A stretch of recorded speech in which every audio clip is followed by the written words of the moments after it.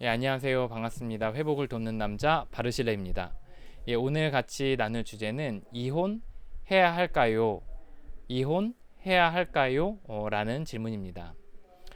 이제 제가 자주 검색해서 들어가 보는 그 게시판들 중에 하나가 뭐냐면 그 네이버에 가면 지식인이라는 그런 코너가 있어요. 이게 뭐냐면 이제 질문하면은 네티즌들이 이제 거기에 대해서 답변을 해주는 거죠. 여기에 여러 정보성 글들도 많이 올라오는데 고민 상담 글도 많이 올라오거든요. 그 중에 하나가 이혼해야 할까요? 말아야 할까요?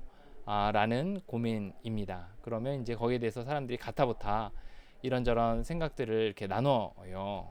그리고 거기에 대해서 이제 좀 더 객관적으로 좀 설명해주고 싶어가지고 좀 더 부연 설명도 요청하고 막 이렇게 하는 경우들이 있거든요.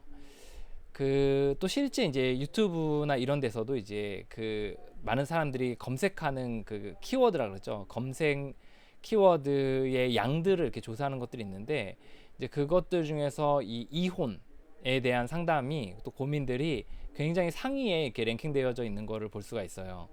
다시 말해서 많은 사람들이 이혼을 해야 할지 말아야 할지에 대한 고민들을 하고 있다는 거죠.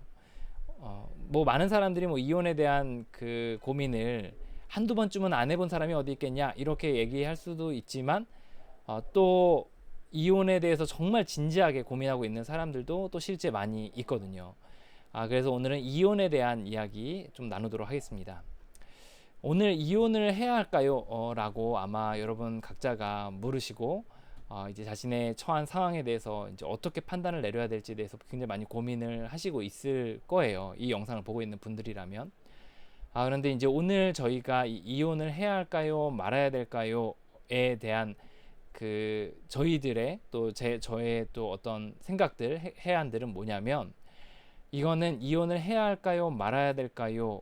라는 이혼에 대한 주제라기보다는 이거는 어떠한 문제 앞에 내가 어떤 선택을 하느냐에 대한 선택에 대한 이야기라고 할 수가 있을 것 같습니다. 이혼해야 할까요? 말아야 할까요? 라는 질문은 다시 말해서 이렇게 답변할 수 있어요. 내가 지금 이런 상황 속에서 어떤 선택을 해야 할까요? A를 할까요? B를 할까요? 이혼을 할까요? 말까요? A를 할까요? B를 할까요? 라는 선택의 문제라고 할 수가 있습니다. 그래서 오늘은 우리가 선택을 할 때 효과적인 방법 중에 두 가지 방법에 대해서 소개를 해드리려고 합니다. 첫 번째는 뭐냐면 장점과 단점을 각각 적어 보는 겁니다. 예를 들어 이혼을 했을 때의 장점을 적어보고 또 이혼을 했을 때의 단점, 또 이혼을 안 했을 때의 장점과 이혼을 안 했을 때의 단점을 쭉 써보는 겁니다. 이 방식은 이제 벤자민 프랭클린이라는 사람이 이제 그 어떤 선택의 기로에서 자신이 썼던 방식 중에 하나입니다.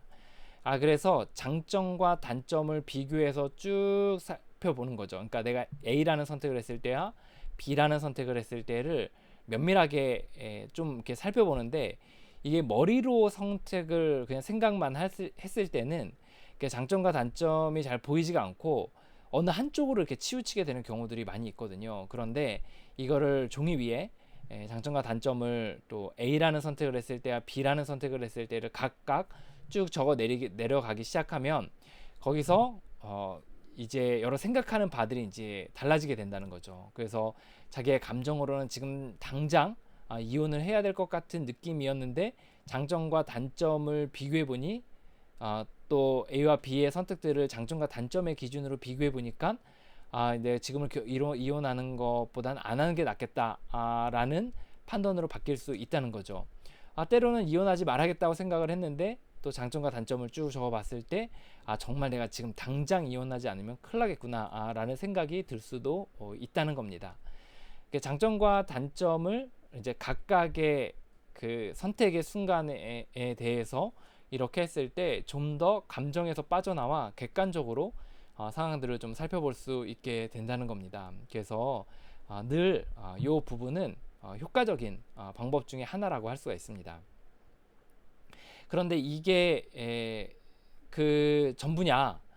물론 이게 굉장히 효과적인 방법 중에 하나입니다. 예를 들어 내가 이혼을 안 했을 때 어떤 장점과 단점이 있는지, 했을 때 어떤 장점과 단점이 있는지, 그리고 그것을 쓰는 과정들 속에서 다 쓰고 나서 이렇게 객관적으로 좀 살펴봤을 때 정말 좀 가부간의 결정들이 이제 해안들이 이제 보이는 경우들이 있다는 겁니다.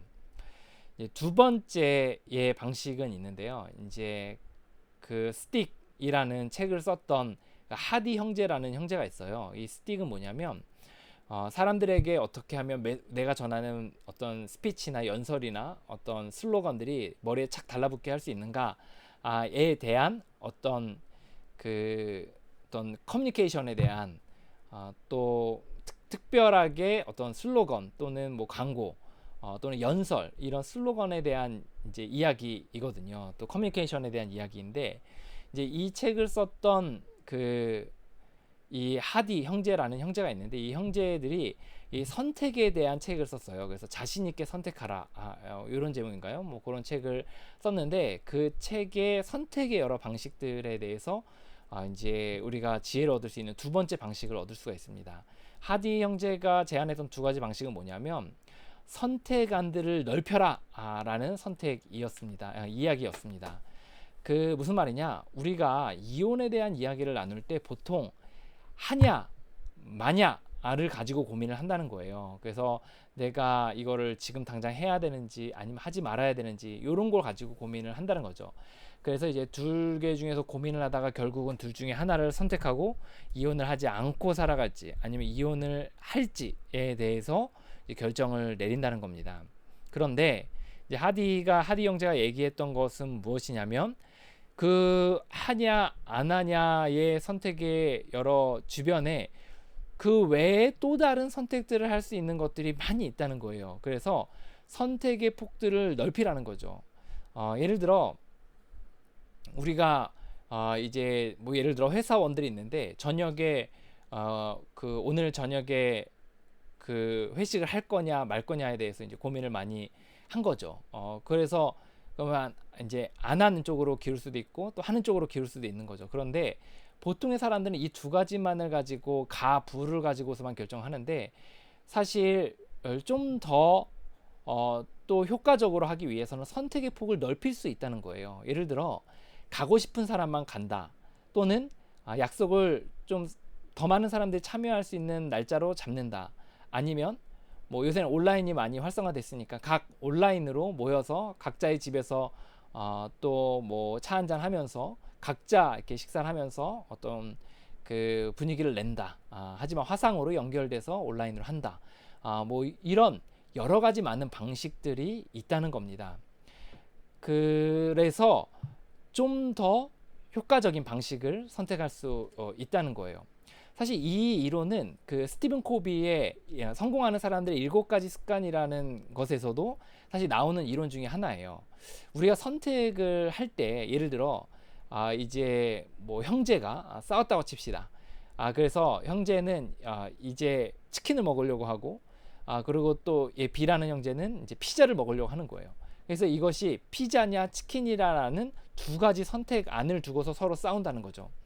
그런데 그 외의 선택안이 또 있을 수 있다는 거죠. 그러면 좀 더 이제 서로를 만족시키면서 또는 좀 더 나중에 후회가 덜 될 만한 또는 위험 요소들이 적을 만한 선택을 할 수 있다는 거죠. 예를 들어 이제 한쪽은 치킨을 먹으려고 하고 한쪽은 피자를 먹으려고 해서 둘 중에 하나만 선택해야 된다라는 상황이라고 생각을 하지만 사실 뭐 예를 들어 뭐 1인분으로 시켜가지고 한쪽은 뭐 반반 시켜서 한쪽은 치킨을 먹고 한쪽은 피자를 먹는다든지, 아니면 오늘은 치킨을 먹고 내일은 다음엔 피자를 먹는다든지, 아니면 뭐 치킨과 피자를 같이 먹을 수 있는 뷔페를 간다든지, 뭐 이런 식으로 그 외에 선택안들을 더 마련해서 그 중에서 선택을 할 수도 있다는 겁니다. 이혼에 대해서는 어떨까요? 보통의 사람들이 사실 이혼에 대해 생각할 때 이혼을 해 마라 라는 두 가지 선택안을 두고서만 사실 고민을 하고 결정을 내리죠. 그리고 심지어 내가 정말 무섭게 정말 아직 무르익지 않았음에도 불구하고 준비가 되지 않았음에도 불구하고 이혼을 하는 사람도 있고, 정말 어떤 사람들은 좀 위험함에도 불구하고 이혼하지 않는 사람들도 있다는 거죠. 이런 경우에 있어서 또 다른 선택안들을 벌린다면 어떤 것들이 있을까요? 예를 들어 이런 게 있을 수 있을 거예요. 뭐 내가 이혼 서류에 도장은 찍지 않지만 뭐 방을 따로 쓴다. 당분간 방을 따로 쓴다. 아니면 그 각각의 집을 얻어서 뭐 별거의 형태를 하다가 그 이후에 좀 결정을 짓는다. 아니면 그 일단 지금은 같이 사는데 이제 내가 나름대로 내 삶의 어떤 회복의 과정들을 거치고 나서 어느 정도 내 안에 힘이 생기고 나서 다시금 판단해 본다. 아니면 내가 이혼을 하긴 할 건데 조금 준비해서 이혼을 한다는 거죠. 경제적으로 아니면 그 외에 여러 뭐 또 사회적인 제반 사항들 또 직업적인 부분들 이런 것들을 잘 준비해서 이혼한다. 뭐 이런 이제 선택안들을 마련할 수 있다는 거예요. 그래서 이제 그 이혼하냐 말하냐 지금 당장 하냐 마냐 이거에서 이제 고르는 게 아니라 더 많은 선택안들을 두고서 그 중에서 고를 수 있다라는 거예요.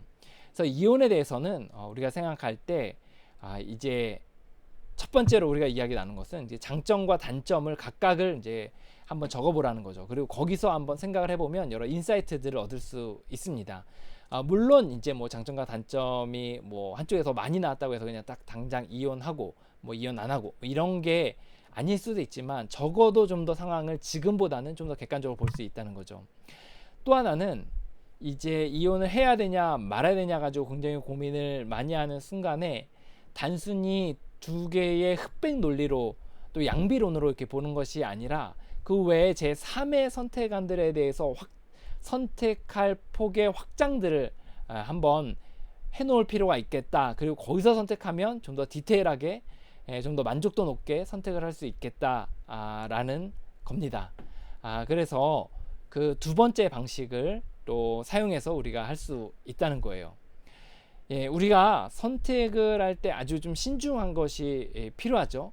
그래서 좀 더 여러 툴들을 사용해야 되고 때로는 너무 많이 생각해서 정말 행동을 내려야 될 때 하지 못하는 경우도 있어요. 그래서 막 학대를 당하고 막 엄청 이제 자녀들이 피폐해지고 굉장히 생명의 위협을 느끼고 막 이럼에도 불구하고 고민하느라고 이제 정말 중요한 순간을 지나가는 경우들이 있거든요. 그래서 이런 경우에 있어서 우리 이혼에 있어서 좀 더 많은 선택안들을 두고 그 중에 선택하면 실패할 위험이 훨씬 좀 줄어들 수는 있겠다 라는 생각을 이제 나누고 싶습니다. 그 이제 여기서 한 가지만 더 두 가지만 더 좀 한 가지인데 거기에 해당하는 두 가지를 좀 더 나누면 그러면 우리가 더 나은 선택을 위해서 이런 두 가지 원칙에 대한 이야기를 했는데 그러면 그 외에 더 나은 선택을 위한 조언을 해주실 게 있냐 라고 묻는다면 저는 이렇게 이야기할 수 있을 것 같아요. 우리가 선택의 순간에 사실 감정적으로 굉장히 이렇게 휘말리거든요. 예를 들어 상대방이 원한이 많거나 아니면 상대방이 굉장히 연민이 느껴지거나 아니면 상대방이 잘못했다고 느껴지거나 상대방만 잘못했다고 느끼거나 막 이런 생각들이 많이 든다는 거죠. 그런 순간에 이제 우리가 좀 더 나은 선택들을 할 수 있는 것은 무엇이냐면 우리가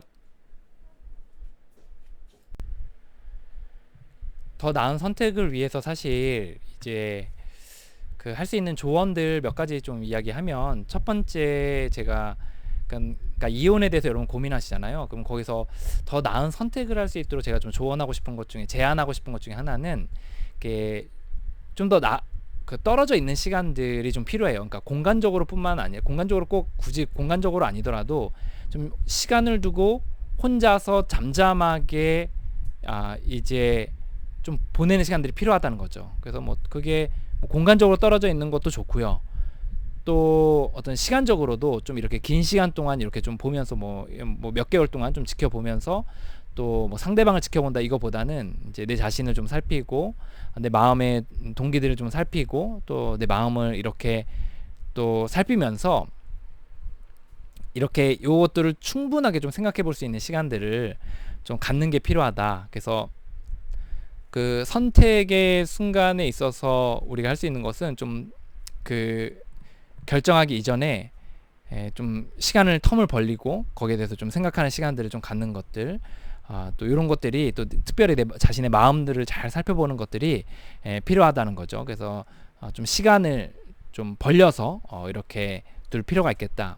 그 두 번째는 이제 선택에 대한 조언들 중에 두 번째는 이렇게 선택을 했을 때 결과가 따라오거든요. 결과가.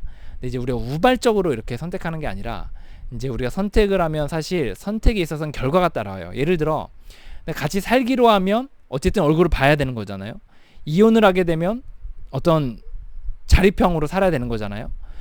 그런 부분에 있어서 이제 그런 것 때문에 하지 말라 뭐 이게 아니라 그런 것에 있어서 결과에 있어서 내가 이 선택을 했을 때의 결과에 있어서 충분히 각오를 다지는 시간을 가져야 한다는 거예요. 좀 더 상황을 객관적으로 봐야 된다, 보기 위한 그 시간을 벌려야 되는 거 첫 번째가 있고, 두 번째는 내 마음의 각오를 다지는 거죠.